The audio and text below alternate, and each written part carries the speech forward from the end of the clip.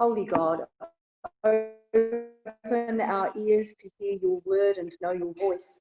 Speak to our hearts and strengthen our wills, that we may serve you today and always. Amen. Please be seated.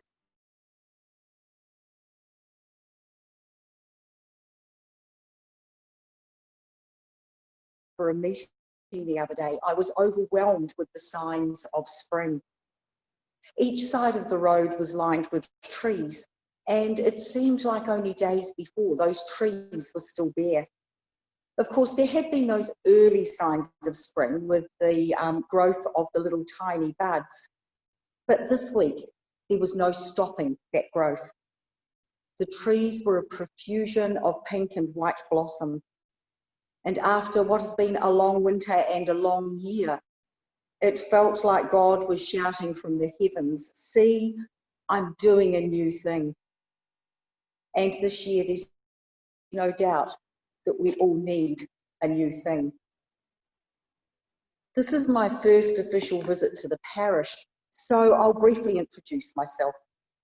I'm Denise Ferguson, and in July last year, God certainly did something new in my life and the life of the diocese when I was appointed as an assistant bishop.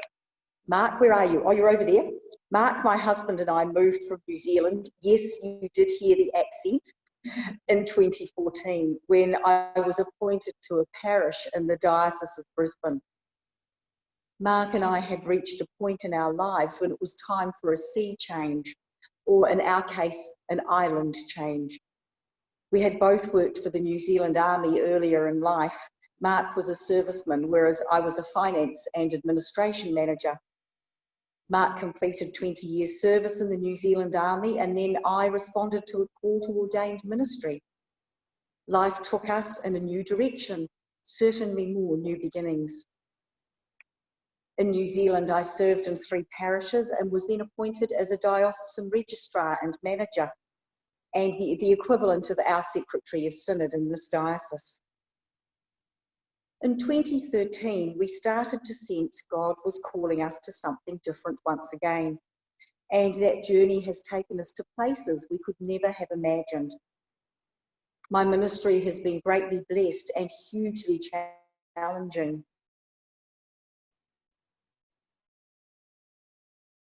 God has been a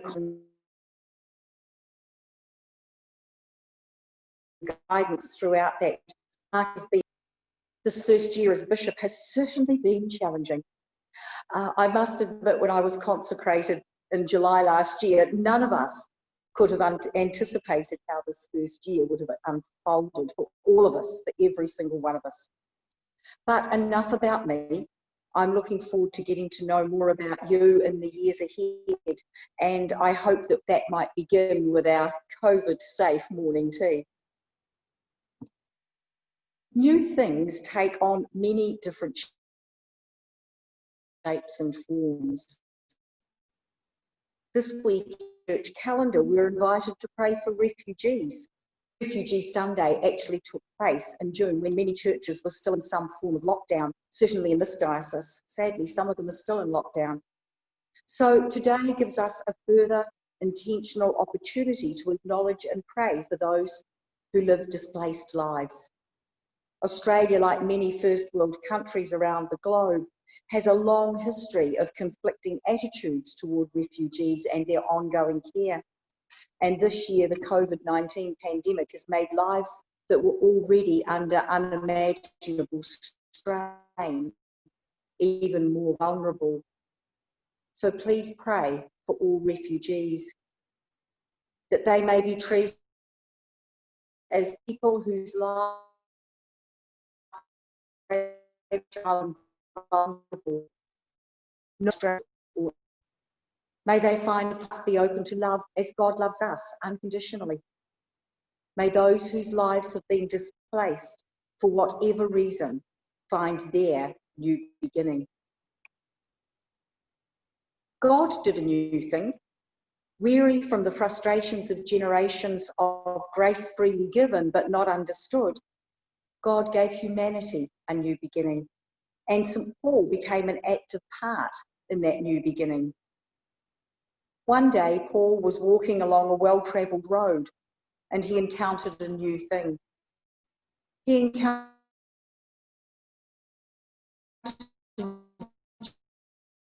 his life was transformed, or defender of the faith. He blossomed in the love and the grace of God's new beginning, given freely through the life, death, and resurrection of Jesus. Paul learned about the power of God's redemptive love, and it became his life's mission to share the power of that love. Paul's most well-known and recognised treatise on love, of course, can be found in the first letter to the people of Corinth in chapter 13. But the reading today from Romans, from Paul's letter to the people of Rome, is another treatise of following a significant discourse on the do's and don'ts of Christian life. This passage is a reminder to all Christians of what lies at the heart of our own redemption: God's unconditional love for all humanity, and our subsequent relational responsibility to extend that love to strengthen the common good. St. Paul has a lot to say to the people of Rome.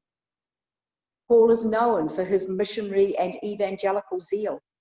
He had discovered something precious in his conversion and newfound faith, and he wanted to ensure the communities that had also chosen this path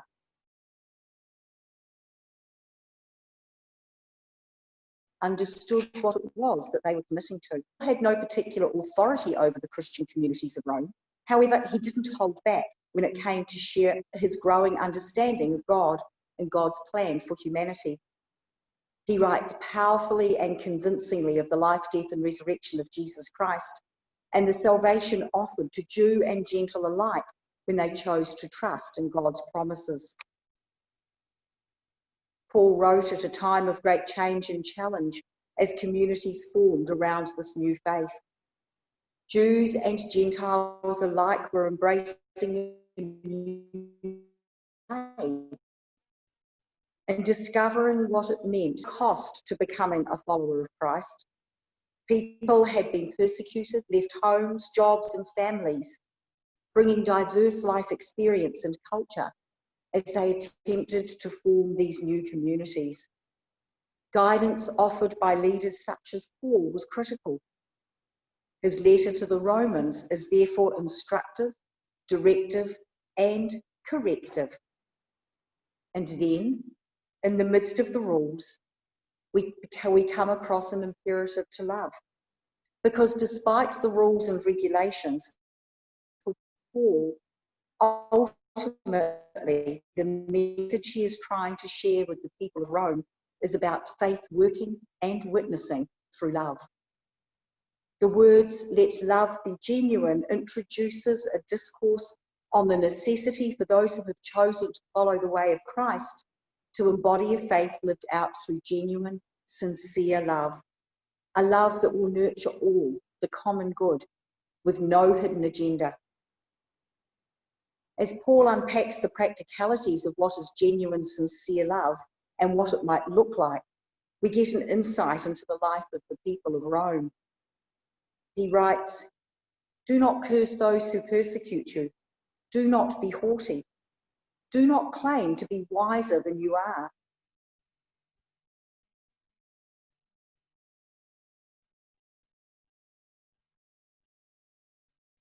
Was there an air of superiority is apparent?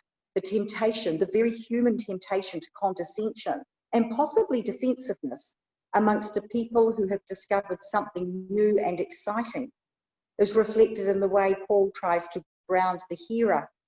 Bless those who persecute you. Live in harmony with one another. Do not repay evil with evil. Look for the common good. And ultimately, don't take matters into your own hands. Leave room for the wrath of God. Let love be genuine, authentic, sincere. Love in such a way that it helps move others closer to God." How often have we put rules and regulations first and set aside the needs of humanity? the most basic need being to know love, and in a Christian context, to know and experience the unconditional love of God. Rules and regulations are important.